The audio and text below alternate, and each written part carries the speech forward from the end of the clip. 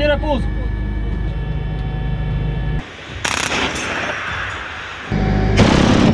Russia began its invasion of Ukraine, but first, real quick, none of the footage shown will be of the conflict. Everything is of previous military exercises and war games. War is ugly, and I'd rather avoid showing it directly.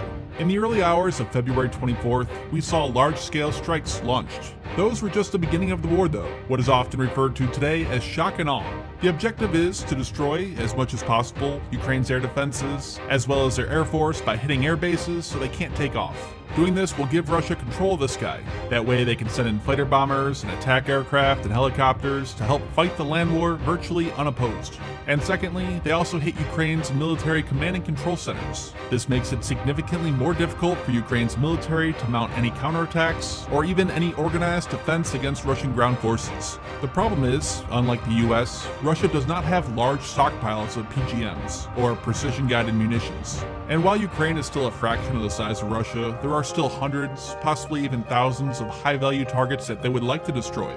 For example, in the 2003 US invasion of Iraq, who arguably had a much weaker military, the US still launched over 800 Tomahawk cruise missiles along with hundreds of precision airstrikes, something that Russia doesn't have the arsenal to do. And to be clear, the situation is rapidly changing, but as of writing this, there's still likely a large percentage of Ukraine's military still standing. However, whether or not the majority of that military will stay and fight is another matter. Regardless, what will come next is the ground war for Ukraine, and eventually the capital, Kyiv. After opening strikes, Russia began its ground operations on a large scale. The last several months of building up forces, from Crimea to the eastern borders of Ukraine to Belarus, Russia has positioned itself to attack across multiple fronts. The goal is to seize key cities as quickly as possible. Those include Odessa, Mariupol, Kharkiv, and most importantly, the capital, Kyiv. If and when Russia does gain control over those cities, Ukraine will have little hopes of regaining them. Some of these will be easier than others for Russia. For example, Mariupol, which is located the closest to those Russian-backed separatist regions. Kharkiv is also located only a few dozen kilometers away from the Russian border, where we've seen a lot of troops built up. Odessa is further away, however its proximity to Crimea, where Russia built up a lot more forces, along with it being a port city, lending itself to the possibility of an amphibious assault. Kyiv is a bit trickier. It's landlocked and more centralized. However, it's still only about 100 kilometers away from Belarus, another location that Russia had built up forces. For Ukraine, losing their capital would be a big deal, and could possibly bring about a quicker end to the war. Many in the Ukrainian military could see further fighting as being futile and a lost cause. So, for Ukraine to hold on, Kyiv is vital. From Russia's side, they have a few options to take the city. First, since they mostly now have control of the skies, an option will be deploying the VDV, Russia's airborne forces. A few problems with this though. First, they can only really deploy lighter vehicles. Also, they have to drop from a low altitude, which puts them in range of manpads. But it does appear that Russia did try to land some troops at least at one airport just 20 kilometers outside Kyiv. But, as I said, without support and heavy armor, those units could be easily defeated. And in fact, later in the day, the Ukrainian army did claim that they did this and retook the airport. The other option is a ground offensive.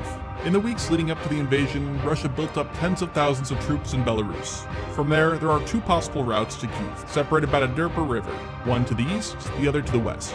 To better guarantee success, Russia would like to be able to attack the city from multiple fronts, which would make the defenders' job much more difficult. So far, at the time of writing this, we've seen Russian forces advanced furthest on the western side of the Dnieper, and they have reportedly taken control of Chernobyl. The Battle of Kyiv could be costly for Russia. Urban warfare is not pretty. Kiev is a huge city, about 840 square kilometers and almost 3 million people. There are many houses and buildings where Ukrainian infantry can hide in, waiting around corners, popping out of windows or from rooftops, and shooting RPGs and javelins into the vulnerable sides and tops of Russian tanks. In fact, Russia faced this same tactic in Grozny in the mid-1990s, where RPG teams fired from rooftops. The top armor of many T-72s is reported to be anywhere from only 50 to 150 millimeters thick. Compare that to the frontal armor of the model 1989 being roughly 1,200 millimeters against heat warheads, so much thinner. One real interesting thing we've seen is field modification cage armor that sits on top of the tank. This appears to be meant to mitigate ATGMs like Javelin's effectiveness. Just how much this quick modification helps though is unknown, but likely not that much. And Russia has to worry about the skies here too, as Ukraine has thousands of manpads. With these weapons, any close air support from Su-24s, 25s, and helicopters like the Kh-52s will be vulnerable to being shot down. With these weapons, combined with insurgent-like tactics, Ukraine can make seizing Kyiv a nightmare for Russia, and likely cost a lot more than it anticipated. From Russia's side, their goal would be to seize control of government buildings, such as the Verkhovna Rada building, for example, which houses Ukraine's parliament. That, as well as taking control of media and broadcasting in the city to help shape the narrative. With that done, they'd have to begin clearing the remaining forces out street by street. The big question is how determined Ukrainian forces will be to continue fighting. As I've mentioned many times in previous videos, you can have the most advanced and capable weaponry in the world, but without trained and motivated personnel behind it, it's worthless.